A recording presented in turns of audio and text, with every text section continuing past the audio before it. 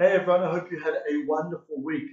I'm very, very excited. Number one, for the past week, where I've been sitting and spending a lot of time writing the next series and webinars that we're jumping into on relationships and couple empowerment.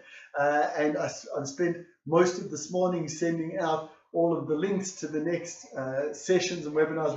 We have 3 different series starting this week: Genesis of Relationships, Creating Our Vision, and another closed group, which is a group of very, very special women who want to work on their relationships. So I'm really, really excited about that. Just wanted to share it with you. This week's Torah portion talks about Moses asking the people to give donations in order to build the tabernacle. Now, the tabernacle is central to the Jewish life, turned right now into the Beit Knesset, into the shul, into the synagogue. But before then, it was the center of our encampment. Now, it's quite a crazy thing, because if we are asked to give things that are special to us, the gold, the silver, all of that gold and silver that we have in our pockets, whatever it is, it's sometimes very difficult to give it over, especially to a purpose that is non-tangible, right? But yet when God says to Moses, ask the people for these donations, and he does, they bring so many donations, Moses actually has to turn around and say, stop, we've got enough, everybody. You don't need to give any more gold and silver and beautiful tapestries. We've got enough. Why is that? So I was thinking through it a lot.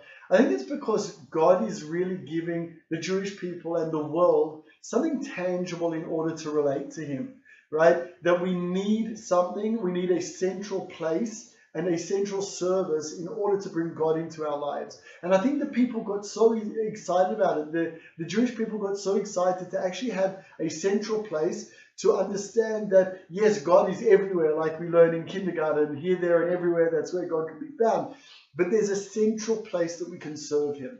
Now, there's a line, a pasuk, a verse that says, Vasuli mishkan v'shachanti b'tocham. Make for me a tabernacle and I will dwell with them, or amongst them, is how most of the English versions translate it. But the word betocham actually means inside them.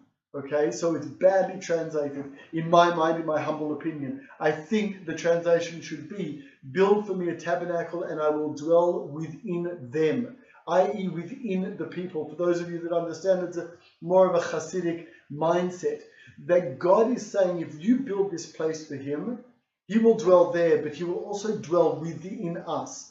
And each one of us have a tabernacle inside us. Each one of us have a place that cannot be touched by darkness and by bad things that happen in the world. That is the God inside us. The chelek elokam imal mamash, the literal part of God that he has breathed into our nostrils. That is the tabernacle that we have for him. Like I've told many people, that is the Shabbat that we have, the untouchable tabernacle place in our life that we have for God. So I want to bless all of us that we make sure to give to that place. We make sure to invest in that tabernacle that is inside of us, inside our community, to invest in that place that cannot be touched in this mad world, that is staying holy and that will always stay pure. And when we, God forbid, go off on a direction that we shouldn't have gone off on, there's always a place to come back to. There's always a pure place in our heart, in our family, in our community that we can feel safe in to reconnect with God.